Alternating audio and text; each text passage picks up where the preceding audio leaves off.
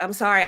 We are conditioned. I'm with Leah. A lot of Black women are conditioned to be mentally strong means how much um mistreatment you can take. And I'm in agreement with treating a man right. Obviously, I know how to do that, and I pass that on to women. But let's be real, a lot of men equate mentally strong with how much can you take off me? How much can I push the envelope? And I'm just saying, like I'm with Leah, it doesn't have to be that way. I can be a great companion. I can be a great companion to you. I can pass your stress test, like Mr. Let Go was saying. I can pass your stress test without you putting me through drama. And if you're not a man that does that, then you're saying that's absolutely correct. Men who exactly through drama are going to say, "Oh my God, that's not right." Oh, because you're the one. Because that's not trauma unless you see it as trauma, right? What do you mean? No. One of the examples that they said in the video was, "Oh, I don't want a woman to want to spend time with me and this and that." And it's like, well, who are you trying to date? All women want quality time with their man. No, I want a woman to spend time with me. Hold on, real quick, Chanel. Hold on, real quick, Chanel. Here's the problem with what Miss Nicole just did. She based her entire argument off a video one she checked out of and didn't listen to, and then she based her entire point off of something Mr. Let Go said. None of what you said about enduring trauma had nothing to do with that video. I can't respond to him. I thought you were speaking to the topic in general, and then you were like, I literally just piggybacked off of Leah, and I said a mentally strong woman can be a good companion and pass your stress test. Your stress without Mr. Let Go that his methods are trauma. You don't like Mr. Let Go. Okay, I got you. Get on his ass. That was terrible. He mad because you like Mr. Let Go. He like, why everybody keep talking about Mr. Let Go? Because you the one who made her switch up her whole entire point. She couldn't even base her entire argument off of the actual video because she was already derailed by your bullshit. Stop hating, bro. Sweeney, you are hilarious. I like this guy. I like this man. I like him. Sweeney, okay? I like this man. Me and Mr. Lego do this all the time. So I was up in DC with Sweeney and JR. So Sweeney is just throwing little cheap shots. That's what he's doing. Yeah. Funny. So I'm gonna answer the question. So what I think mentally strong is, if we're talking about I mean Dallas, not DC. Companionship, marriage is just being able to not give up. So if you get with a man that you trust, because we have to put the responsibility on who you're choosing. Okay, you chose this man to be your husband, or you get to your boyfriend first and then he's your husband eventually.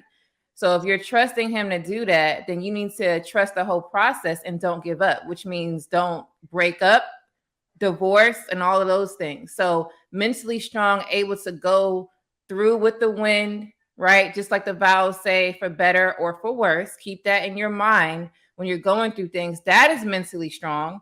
Because I know a lot of us cannot do that because we nitpick on every little thing and it has to be this way. And I'm talking about us ladies. It has to be this way. It has to be perfect. If it's not perfect, I don't want it. Matter of fact, when I leave and go to the store, I like that eye candy over there. Or if I'm going to work, I have a work husband. That's not mentally strong. That's weak as fuck. So be mentally strong and not break up and get a divorce. Stay and work it out as much as you can. But when does mentally strong become? So at what point the question then will become? Like when do you fall? Like when does mentally strong become you just riding and dying? Exactly. No, not dying. So I'm one of those. I don't do that. If it's life threatening, we not riding nothing. So life threatening is life threatening, right? So we have abuse. You know what I'm saying? So if it's something where it's a physical altercation, but then at the same time, if you married this person and this person wasn't like that, right?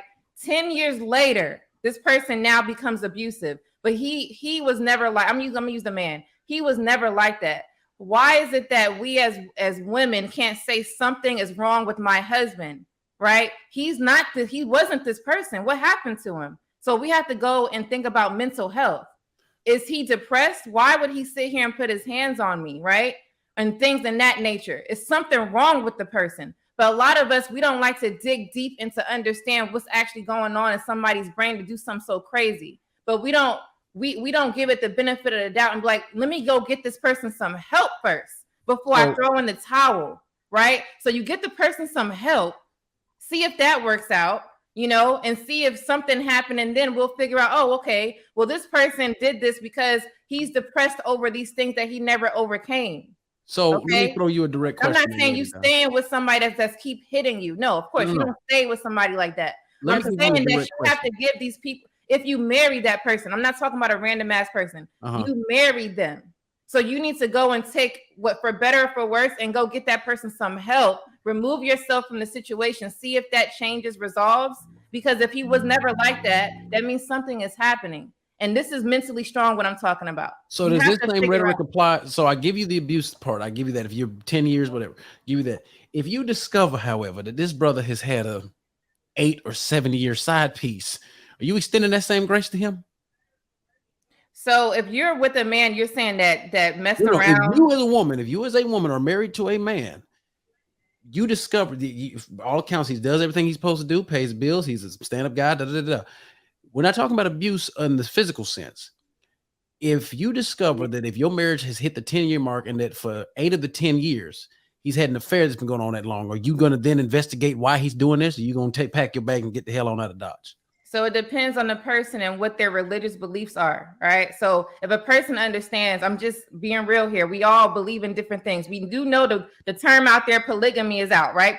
However you want to say it, it's out there. If you out in this world and you understand that these things can happen and you and your husband have to have these uncomfortable conversations, understanding these possibilities or whatever the case is, I believe it depends on the person. I cannot sit here and say what a female can do with that decision. Is based on her.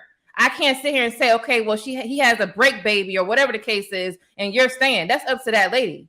Yeah, everybody's up to that lady. I can't say that. Everybody's end all be all is not the same. Everybody's, hard line in the sand is not the same. Some women, especially depending on how your marriage was curated, cheating is not the end all be all. And some women, that's a hard line.